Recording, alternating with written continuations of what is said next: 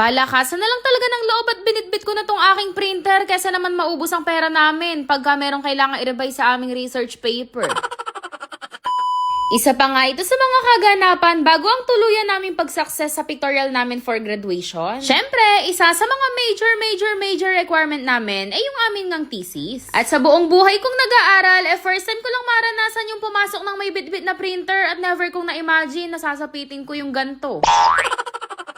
Nakapag-decide kasi kami magkakagrupo na saka na nga lang mag-print ng another hard copy ng paper namin kapag nga na-approve na yung una naming hawak. Last time kasi, nakapag-print na kami ng kung ilang copy yung kailangan tapos biglang nagkaroon ng kailangan baguhin at boom, gumalaw lahat ng page number ang ending yung mga pinrint na uwing pamparikit. Pero ayun nga, dahil sinamahan nga ako ni Ivan sa paghihirap ko na to ngayon, syempre, deserve niyang kumain ng masarap ng umagahan. Kaya naman bago ako tuluyang pumasok, dumaan na nga muna kami dito sa palagi naming kinakainan sa Capitolio Food Court. Hindi na rin kasi kami nakakain sa bahay kanina bago umalis, tapos bukod pa nga doon, hihintayin niya rin ako hanggang mamaya dahil iuwi ko pa ulit tong printer na dala ko. At actually guys, kahit hindi ko kaklase itong si Ivan, grabe din yung binuhos niyang effort para sa research namin, kaya naman sabi ko sa mga kagroup ko, deserve niyang malagay sa acknowledgement.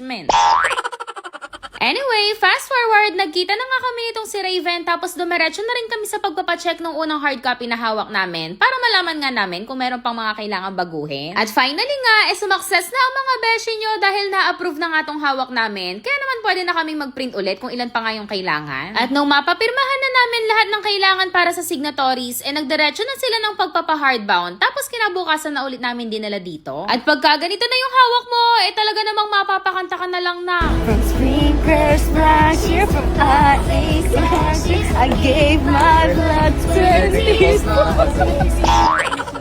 At masasabi ko naman na naging worth it ang sakripisyo sa pagbibitbit ng printer papasok at pauwi kahit na nakabilad sa araw at nakamotor nga lang kami. Siguradong natatandaan at nakita niyo sa mga nakaraang vlog ko kung gaano kami napuyat ng para dito at i-rewind na rin natin yung ilan naming mga pinagdaanan. Abay, hindi niyo pwedeng sabihin hindi namin to pinagpuyatan dahil kitang-kita naman sa mata pa lang ni Timmy para siyang nakagat ng ipis. At sa totoo lang, hindi lang yun ang masakit para sa amin dahil sa tuwing magkikita kami magkakagrupo, yung gastos namin parang walang humpay, hindi na natatapos. Kaya naman sabi namin sa isa't isa, makayari lang talaga tong kailangan naming tapusin, pwedeng-pwede na kaming bumawi ng tulog at makabawi nga ng ka-freshan. At dahil tapos na nga ang puyatan season, pwedeng-pwede na ulit tayong magbalik alindog. At syempre, itong Skin Fantasy na pa rin ang gamit kong skincare. Bukod sa kada set na binibili ko, nag-a-avail din ako nitong kanilang extra toner dahil isa yan talaga sa mabilis maubos sa akin. Kapag nag-a-apply kasi ako ng ganito, hindi ko talaga tinitipid yung sarili ko. At ang pinaka nagustuhan ko pa nga sa toner nila, nakakatanggal talaga ng mga excess dirt. Pagdating naman sa cream, meron na siyang 2 pirasong kasama sa kada set na isa para sa gabi tapos isa para sa umaga. Etong night cream nila yung nakaka-exfoliate ng face tapos yung day cream naman nila yun naman yung pang moisturize at sunscreen sa umaga. Wala yang kahit anong lagkit feeling kaya naman nakakasipag talagang gamitin at yung kada set niyan 220 pesos lang. Maglalagay na lang ako ng link sa comment section at katulad ng sinabi ko sa inyo, magbabawi na ng tulog ang beshi mo kaya naman good night, matulog na rin kayo.